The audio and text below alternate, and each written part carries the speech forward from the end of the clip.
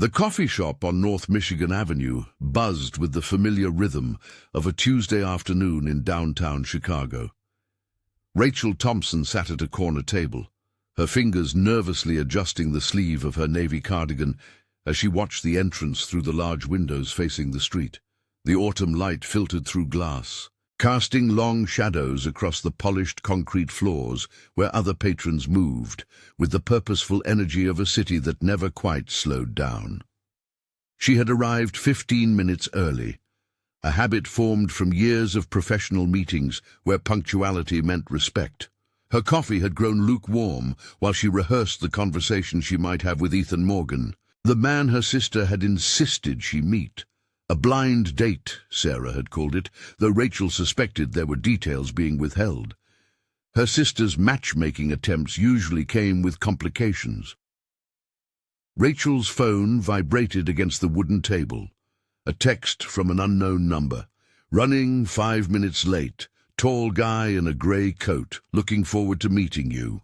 She typed back a quick response, her thumbs moving across the screen with practiced efficiency, then set the phone aside and returned to her observation of the street. The man who entered 7 minutes later matched the description perfectly. Tall, wearing a charcoal wool coat that suggested quality without ostentation. He paused just inside the doorway and scanned the room with the careful attention of someone accustomed to being noticed. When his eyes found hers, there was a moment of recognition that felt both expected and surprising. Rachel raised her hand slightly, a gesture that was part wave, part question. Ethan Morgan moved through the cafe with a confidence that seemed natural rather than performed. As he approached her table, Rachel noticed the way other patrons glanced in his direction, not with the casual interest reserved for attractive strangers, but with the particular attention given to someone whose face might be familiar from magazines or news coverage.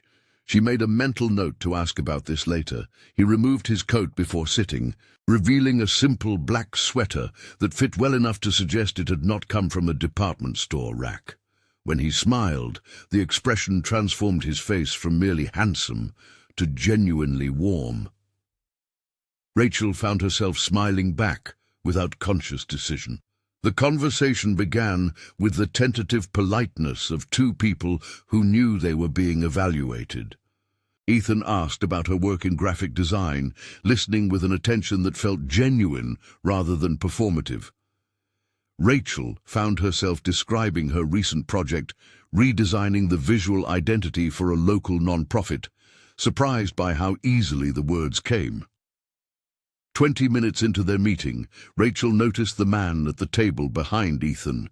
He was perhaps 40, wearing a baseball cap pulled low over his eyes, and he had been holding his phone in a way that suggested he was taking pictures rather than reading. The angle was wrong for casual browsing, too deliberate for social media scrolling. Rachel's experience with sign language had made her acutely aware of visual communication in all its forms. She could read body language with the fluency of someone who had learned to gather meaning from gesture and expression long before words became her primary currency. The man with the phone was definitely taking photographs, and his subject appeared to be their table. She leaned forward slightly, interrupting Ethan mid-sentence about his recent trip to Portland. Her hands moved in a fluid series of gestures that she had learned 17 years earlier, when her younger brother David had been born profoundly deaf. The signs flowed with the natural rhythm of a native speaker, though she rarely had occasion to use them anymore since David had moved to California. The message she conveyed was simple but urgent. Someone at the table behind him was taking pictures, and she thought Ethan should know. Ethan's response surprised her. Instead of turning around or asking questions aloud, his own hands moved in reply.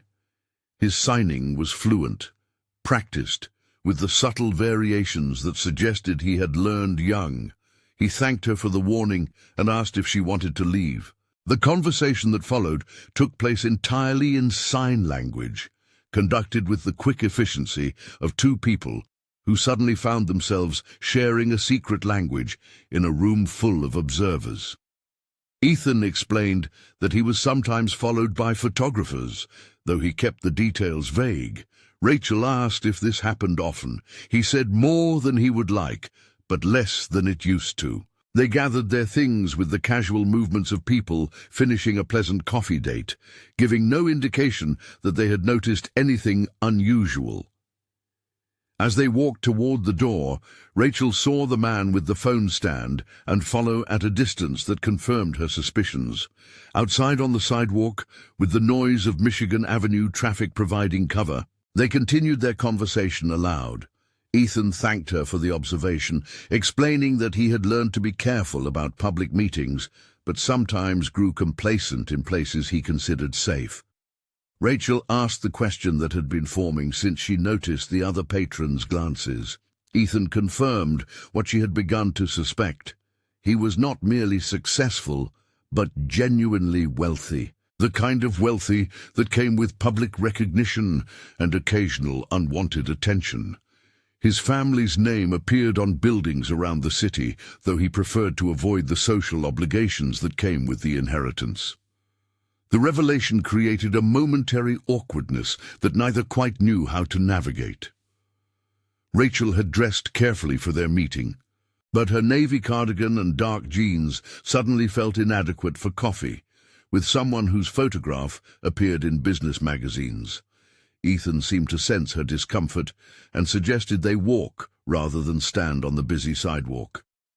They moved south along the avenue, falling into step with the easy synchronization of two people who had discovered an unexpected compatibility. The conversation shifted away from wealth and photographers to more personal territory. Ethan asked about her sign language skills, and Rachel found herself talking about David, about the way his deafness had shaped her understanding of communication and observation. She explained how learning to sign had taught her to notice details that others missed, to read the subtle visual cues that carried meaning beyond words. The photography in the coffee shop had been obvious to her because she was accustomed to watching for the small signals that revealed what people were really doing or feeling. Ethan shared his own connection to sign language, acquired during 2 years of volunteer work at a school for deaf children while he was in college. He had continued signing with friends from that time, maintaining the skills even after his life had taken a different direction. The fluency that had surprised Rachel was the result of genuine use rather than academic study. As they walked, the city around them continued its afternoon routine. Office workers hurried past with coffee cups and phone calls. Tourists consulted maps and pointed at landmarks. Street musicians played for coins and attention. Chicago in October carried the promise of winter in its wind, but the sun was warm enough that neither Rachel nor Ethan seemed eager to end their walk. They found themselves in Millennium Park, where the crowds provided anonymity and the open space made surveillance more difficult.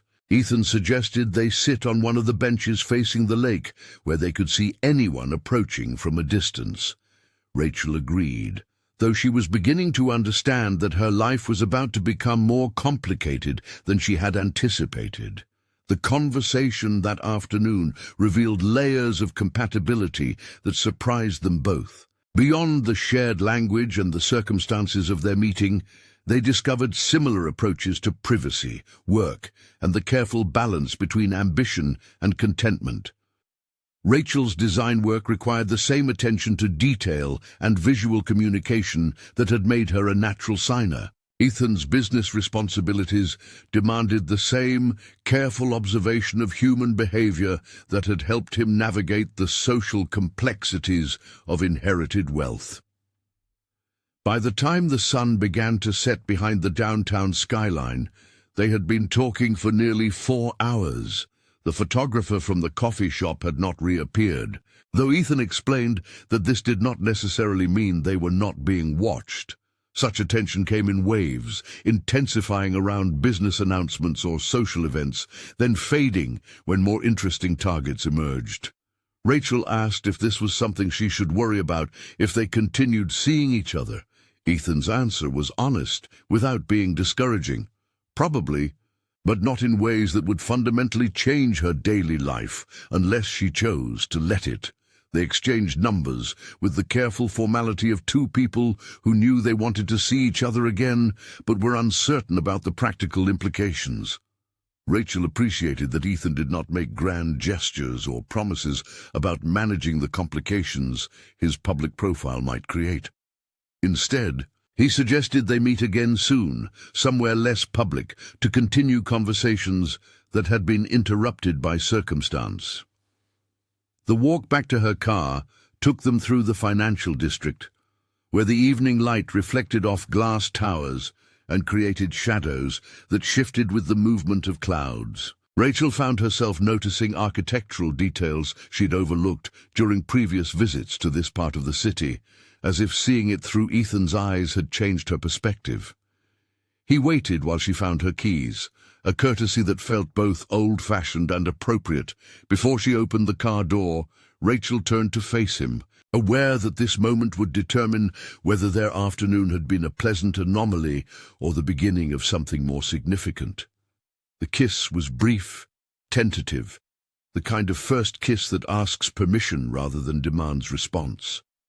When it ended, Rachel realized that she had been holding her breath, and that Ethan was smiling with what appeared to be relief. They said goodbye in both spoken English and sign language, a small ritual that felt like the establishment of a private tradition.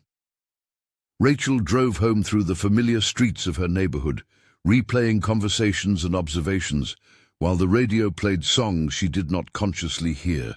Her apartment that evening felt different, as if the afternoon had changed not just her mood, but the physical space around her.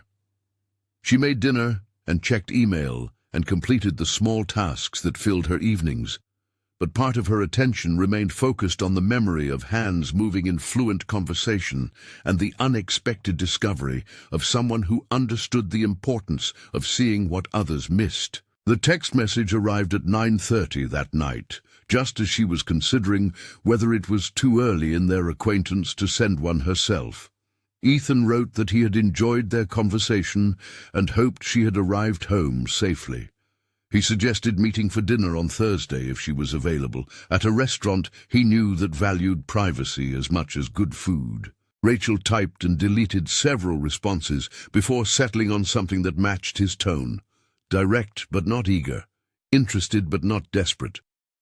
She confirmed Thursday and asked if she should be concerned about dress codes or photographers. His response came quickly. Dress, however, made her comfortable, and he would handle any other complications that arose. Thursday evening arrived with the kind of October weather that made Chicago feel like the best possible version of itself. Rachel chose a black dress that was elegant without being formal, added a coat that would be warm enough for walking, and arrived at the restaurant 5 minutes early out of habit. The place Ethan had chosen was small, intimate, with tables spaced far enough apart that conversations remained private. The host seemed to know him and led them to a corner table without asking for a name or reservation confirmation. Rachel wondered how often Ethan ate here, and whether the staff had been specifically chosen for their discretion.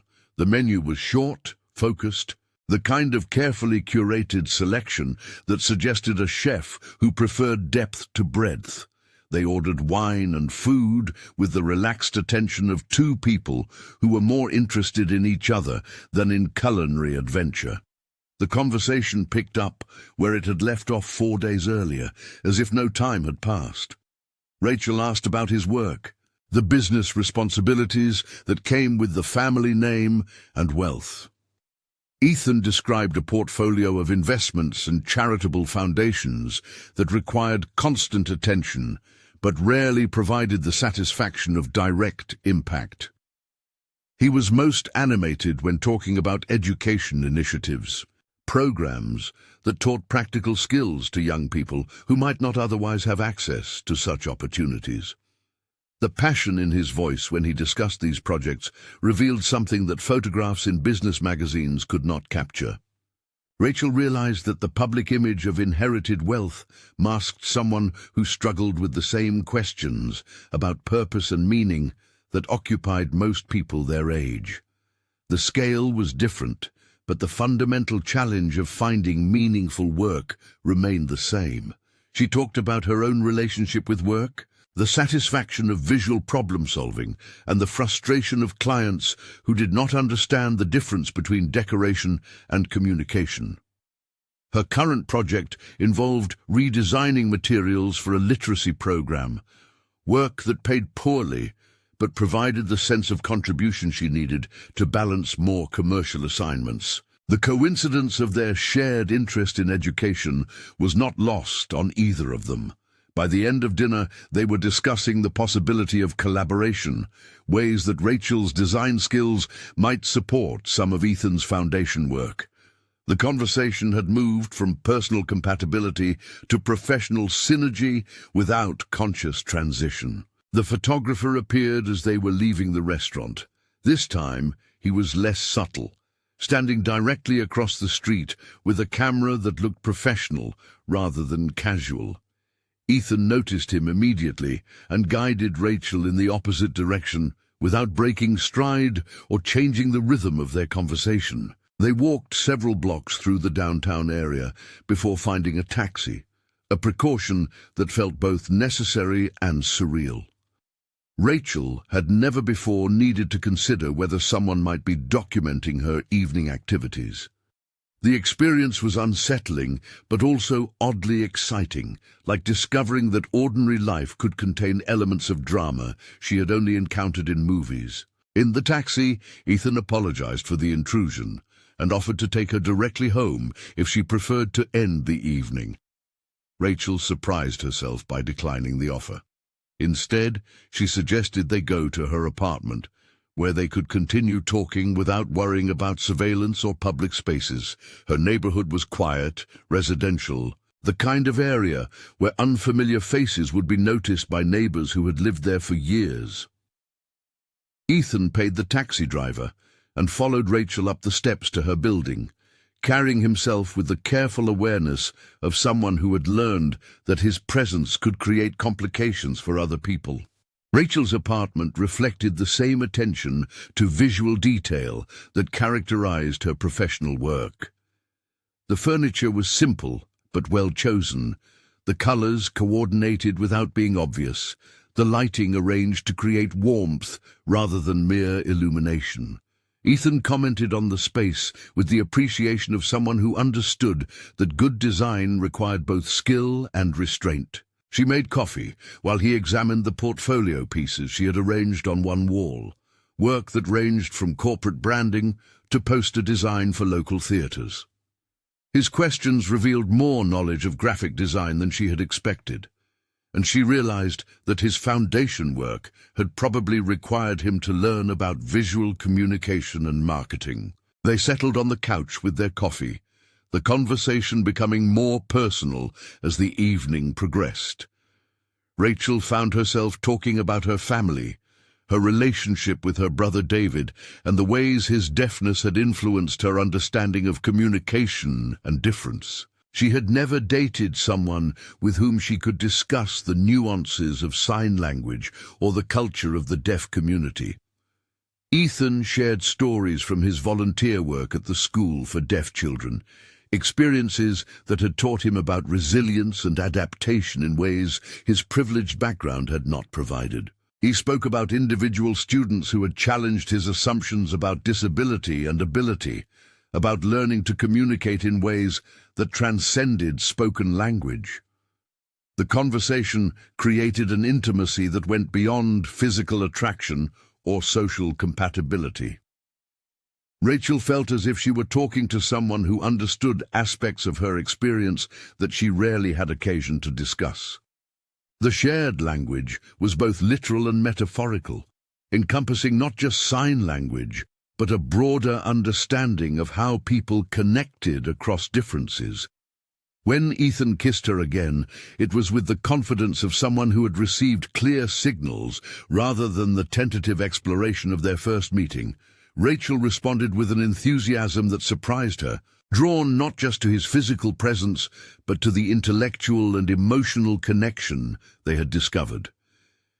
The evening ended with the understanding that whatever was developing between them had moved beyond the tentative exploration of early dating.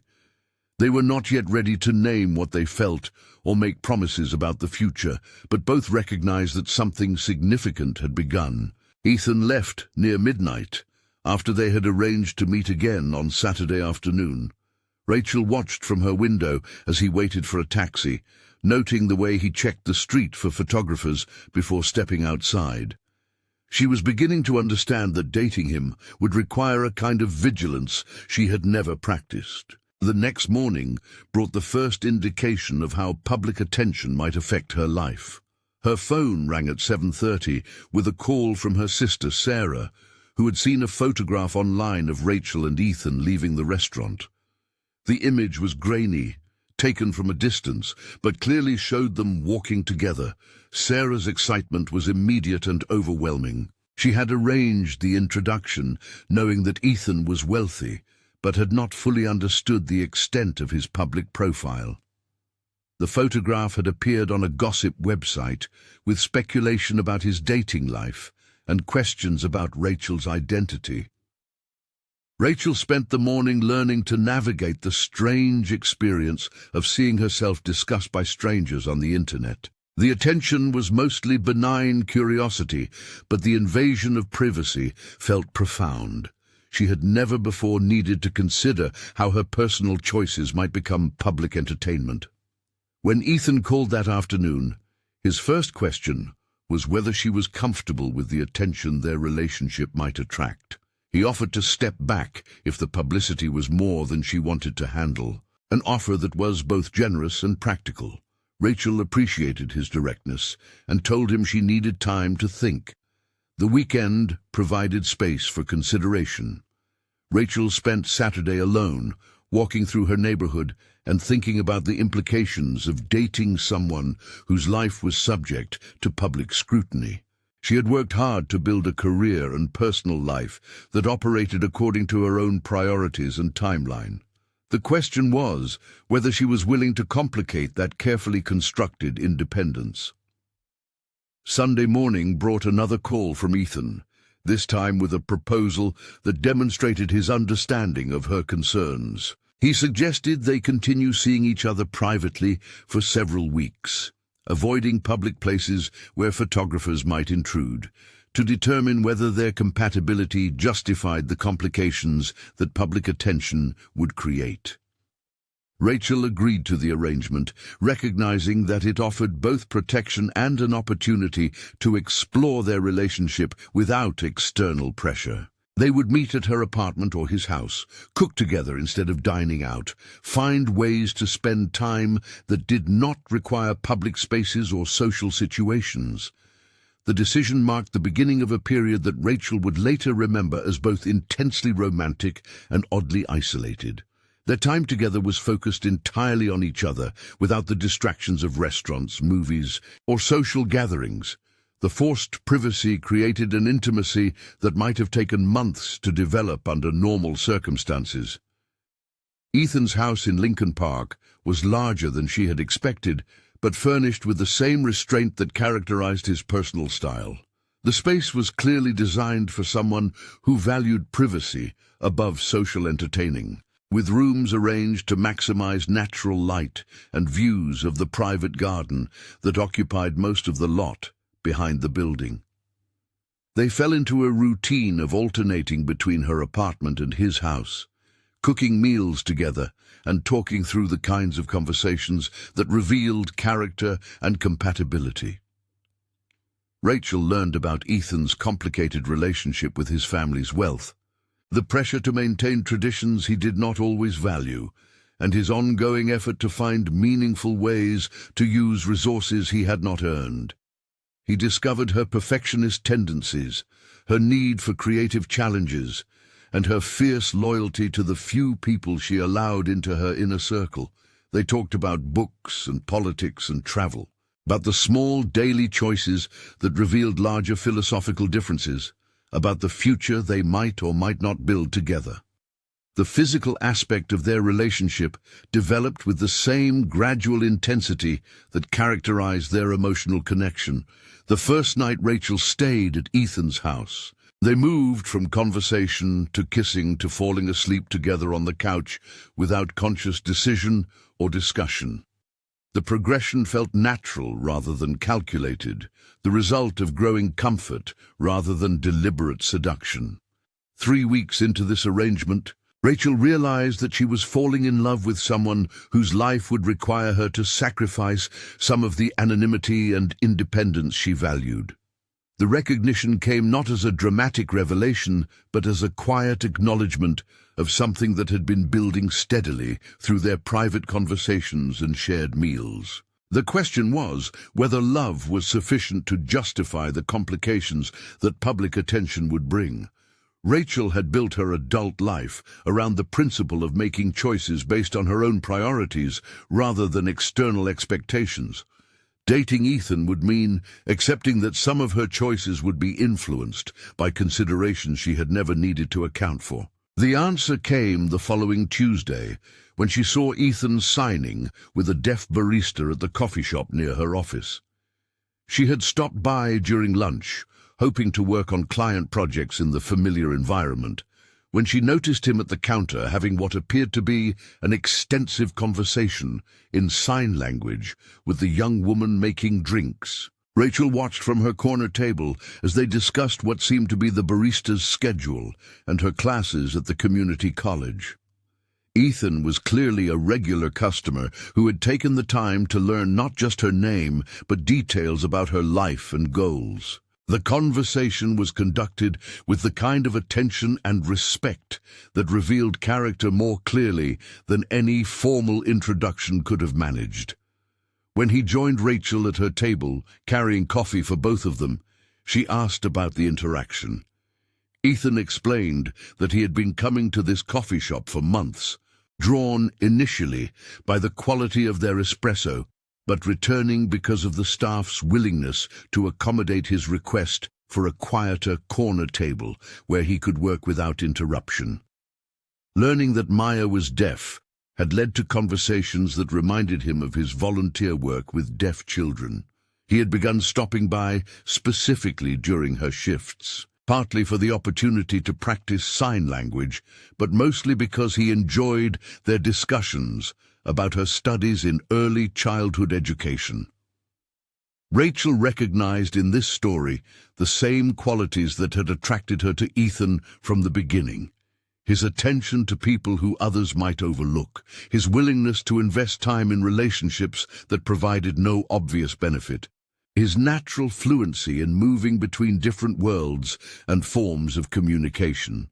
That afternoon, she made the decision to accept whatever complications his public profile might bring to their relationship. The choice was based not on romance or physical attraction, though both were present, but on her recognition that she had found someone whose character and values aligned with her own, in ways that she was unlikely to encounter again. When she told Ethan about her decision that evening, he received the news with relief that revealed how uncertain he had been about her willingness to accept the challenges his life might create. They celebrated quietly at his house, cooking dinner together and planning their first public appearance since the night they had been photographed leaving the restaurant. The event they chose was a fundraiser for literacy programs, hosted by one of Ethan's foundations at a downtown hotel. Rachel would attend as his guest, a statement that would make their relationship official in the eyes of anyone who paid attention to such announcements. She spent the week preparing for scrutiny she had never experienced, buying a dress that would photograph well and researching the other attendees so she could navigate conversations with confidence. The evening of the fundraiser, Rachel discovered that being Ethan's official companion required a different kind of performance than she had anticipated. The attention was not hostile, but it was constant, a steady stream of introductions and conversations, where her responses would be noted and potentially repeated. She found herself grateful for the communication skills she had learned through sign language, the ability to observe and respond to visual cues that helped her navigate unfamiliar social territory. The highlight of the evening was a presentation about the Foundation's work in urban schools, including video testimony from students who had benefited from literacy programs. Rachel watched Ethan during these presentations and saw the passion that motivated his charitable work, the genuine commitment that distinguished his involvement from the ceremonial philanthropy of other wealthy donors. After the formal program, they mingled with other attendees, conversations that revealed the complex social dynamics of Chicago's philanthropic community. Rachel met educators who spoke enthusiastically about Ethan's foundation support, business leaders who seemed more interested in networking than charitable impact, and society figures who attended such events primarily for social visibility. The evening ended with a small group dinner at a restaurant chosen more for privacy than cuisine, where Rachel found herself part of conversations about foundation strategy and educational policy. Her graphic design background provided a useful perspective on marketing and communication challenges, and she realized that Ethan had not been exaggerating when he suggested they might collaborate professionally. Driving home together through the quiet streets of Lincoln Park, Rachel felt the satisfaction of having successfully navigated her first public appearance as Ethan's partner. The attention had been manageable, the conversations interesting, the evening more enjoyable than she had expected. Most importantly, she had seen Ethan in his professional element and confirmed that the values he expressed privately were consistent with his public commitments. The photograph that appeared in the Sunday Society pages showed them together at the fundraiser, her hand resting lightly on his arm while they listened to a speaker. The caption identified her by name and profession, a level of public recognition that felt both thrilling and invasive. Rachel bought several copies of the newspaper, then spent the day wondering whether she would ever become accustomed to seeing her personal life documented in print. The weeks that followed established the rhythm of their relationship going forward. They maintained their private time together, cooking and talking and discovering the small compatibilities that sustained long-term partnerships, while gradually increasing their public appearances as a couple. Rachel learned to dress for photographers and navigate conversations where her relationship with Ethan was often the primary topic of interest. The most challenging adjustment was the loss of anonymity in her professional life. Clients began scheduling meetings, partly for the opportunity to discuss her connection to Ethan's foundations, and new business inquiries often included questions about her availability for projects that might benefit from her partner's financial support. Rachel had to learn to redirect such conversations while maintaining professional relationships. The breakthrough came when Ethan's Education Foundation hired her to redesign their marketing materials, a project that allowed her to combine her graphic design skills with her growing understanding of literacy education. The work was challenging and meaningful, the kind of assignment that justified the complications that dating a public figure had brought to her life. As autumn progressed toward winter, Rachel and Ethan settled into patterns that accommodated both his public responsibilities and her need for creative independence. They spent quiet evenings at home and attended selected social events, traveled together to conferences where education and design intersected, found ways to support each other's work while maintaining separate professional identities. The relationship deepened through shared experiences that tested their compatibility beyond the controlled environment of their early private courtship. Rachel accompanied Ethan to a foundation site visit in Detroit, where they observed literacy programs in action and met teachers who described the practical impact of educational funding. She watched him interact with students and educators with the same genuine attention he had shown the deaf barista, confirming that his public persona reflected authentic personal values. Ethan attended the opening of Rachel's first gallery show, an exhibition of poster designs for non-profit organizations that drew attention from both the art community and philanthropic circles. He moved through the crowded gallery with the careful awareness of someone accustomed to being watched, but his focus remained entirely on Rachel and her work. The pride in his expression was obvious to anyone who observed them together. By December, they had established themselves as a couple in both private and public contexts, navigating the complexities of a relationship that existed simultaneously in intimate personal spaces and under public scrutiny. Rachel had learned to value the privacy they created together, while accepting that some aspects of their life would always be subject to external attention. The Christmas season brought invitations to parties and gatherings where their relationship was acknowledged as an established fact rather than a subject of speculation. Rachel found herself part of conversations about foundation strategy and charitable priorities, contributing perspectives that drew on her design experience and growing familiarity with educational issues. The holiday they spent together was quiet, private, focused on the domestic pleasures that had sustained their relationship through the more public challenges. They cooked elaborate meals, exchanged gifts that reflected their deep knowledge of each other's interests and needs, and made plans for travel and projects that assumed a shared future. On New Year's Eve, they attended a private party at the home of friends who valued conversation over social display.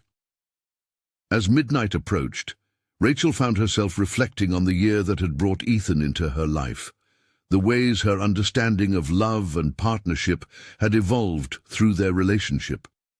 The kiss they shared at midnight was witnessed by friends who had observed their relationship develop from tentative courtship to committed partnership. Rachel felt the weight of promises being made without words, the acknowledgement that whatever challenges lay ahead would be faced together. The new year brought opportunities to expand their collaboration beyond the personal realm. Rachel's redesign of the foundation materials had been successful enough to generate interest from other educational organizations, creating the possibility of a consulting practice that would combine her design skills with Ethan's knowledge of non-profit management. They spent January exploring this possibility, meeting with foundation directors and educational leaders who were interested in improving their visual communication. The work allowed them to travel together for professional purposes, visiting cities where their relationship status was unknown and they could move through public spaces without attracting attention. These trips revealed new dimensions of their compatibility, the ways they complemented each other in professional settings and shared similar approaches to problem-solving and client relationships.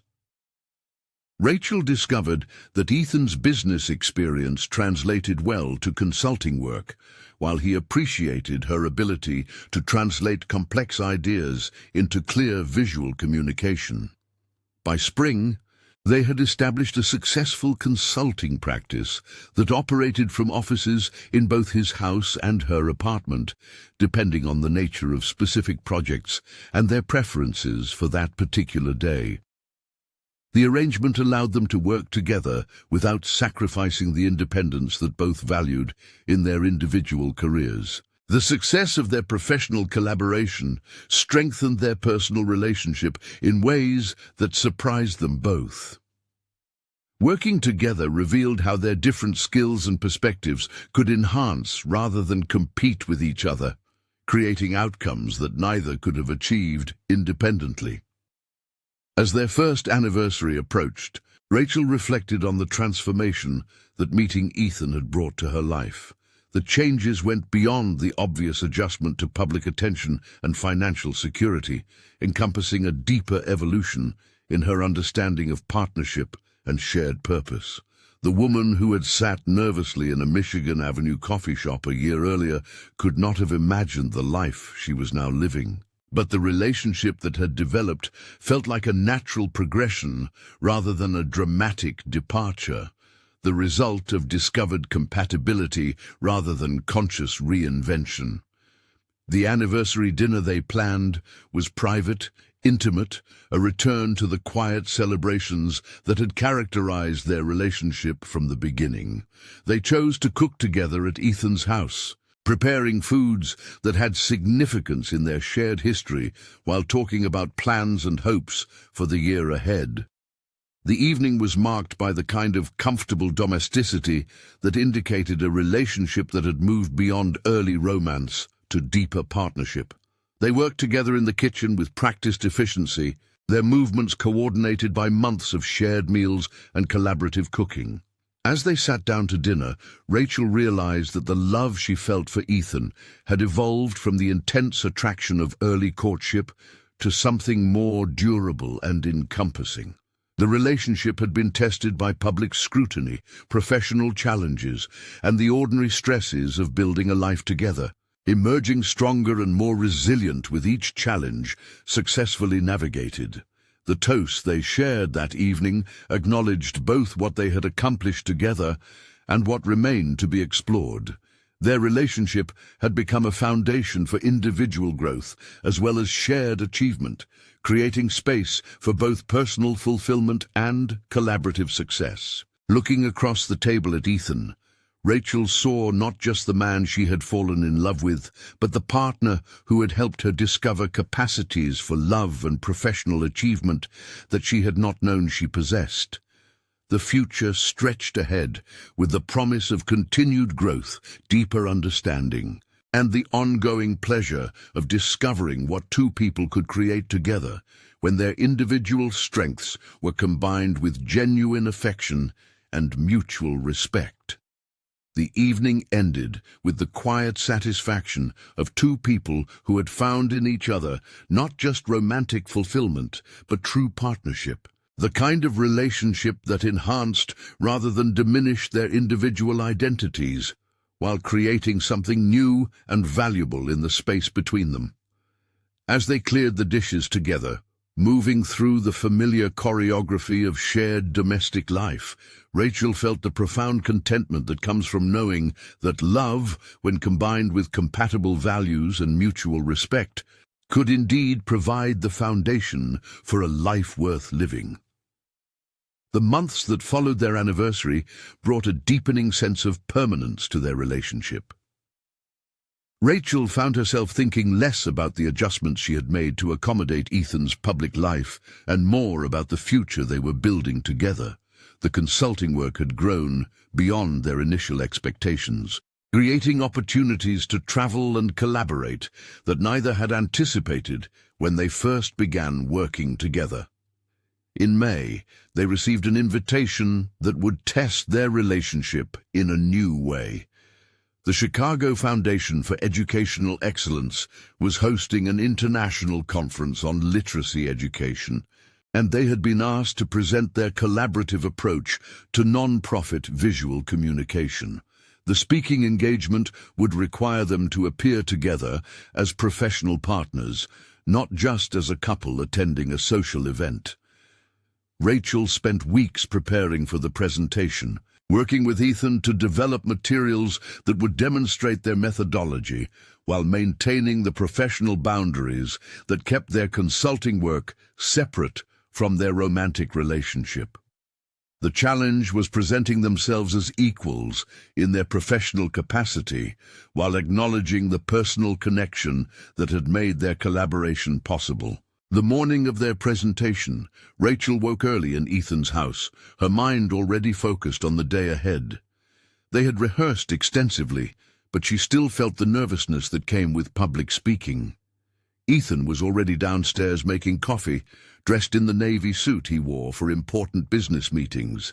As they drove downtown together, Rachel reflected on how natural it felt to approach professional challenges as a team. The partnership that had begun with personal attraction had evolved into something that enhanced both their individual capabilities and their shared effectiveness. They had learned to complement rather than compete with each other, creating space for both voices in their collaborative work. The conference venue was filled with educators, foundation directors, and non-profit leaders from across the country. Rachel noticed the attention their arrival generated, the way conversations paused as they entered the room together. Their relationship was known within philanthropic circles, but this was their first major professional presentation as partners. Their session was scheduled for the afternoon, giving them time to attend other presentations and network with attendees. Rachel found herself in conversations about design and communication that drew on everything she had learned through her work with Ethan's foundation. The discussions revealed how much her understanding of educational issues had deepened through their collaboration. When their time came to present, they moved to the front of the room with the confidence of two people who had found their professional rhythm together. The presentation flowed smoothly, with Rachel discussing design principles, while Ethan provided context about foundation operations and non-profit communication challenges. The questions that followed demonstrated genuine interest in their methodology and results.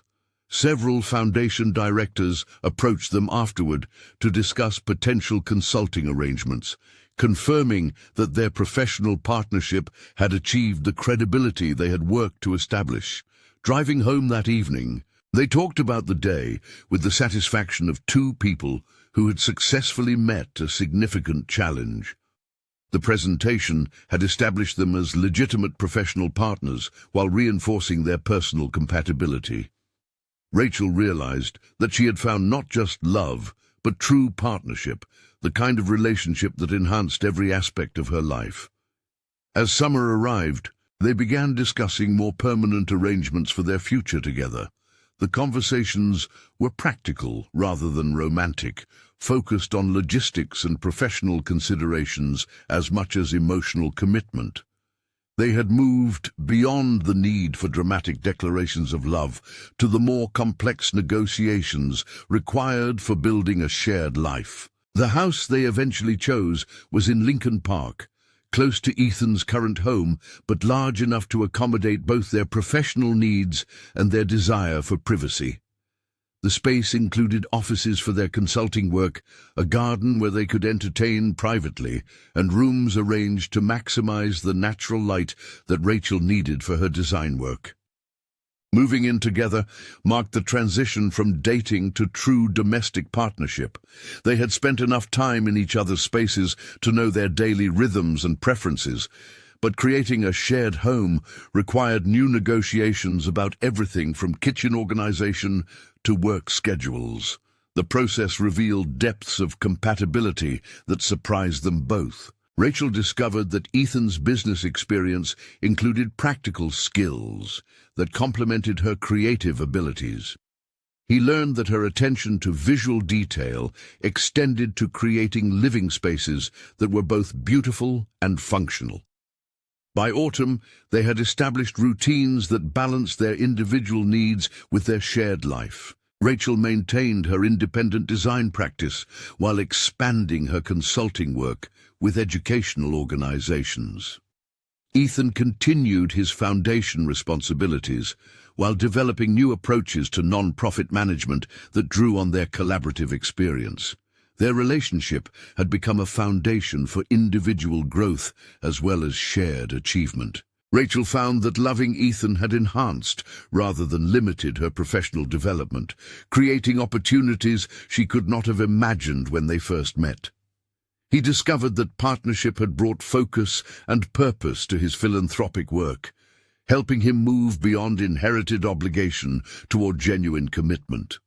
One evening in December, as they prepared dinner together in their shared kitchen, Rachel looked around the home they had created and felt the deep satisfaction that comes from knowing that two people have successfully built something larger than either could have achieved alone. The love that had begun with attraction and grown through compatibility had evolved into the kind of partnership that provided both stability and ongoing discovery. They had learned to navigate the public aspects of their relationship without sacrificing the privacy that sustained their connection. Their professional collaboration had proven that their personal compatibility extended to shared work and common goals. Most importantly, they had created space for individual fulfillment within the structure of committed partnership.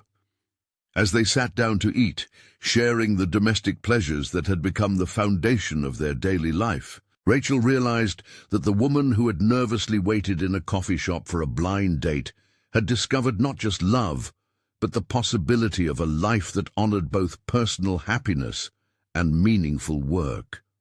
The future stretched ahead with the promise of continued growth, deeper understanding, and the ongoing pleasure of discovering what two people could create together when individual strengths were combined with genuine affection, mutual respect, and shared purpose. They had found in each other not just romantic fulfillment, but true partnership. The kind of relationship that enhanced rather than diminished their individual identities while creating something new and valuable in the space between them.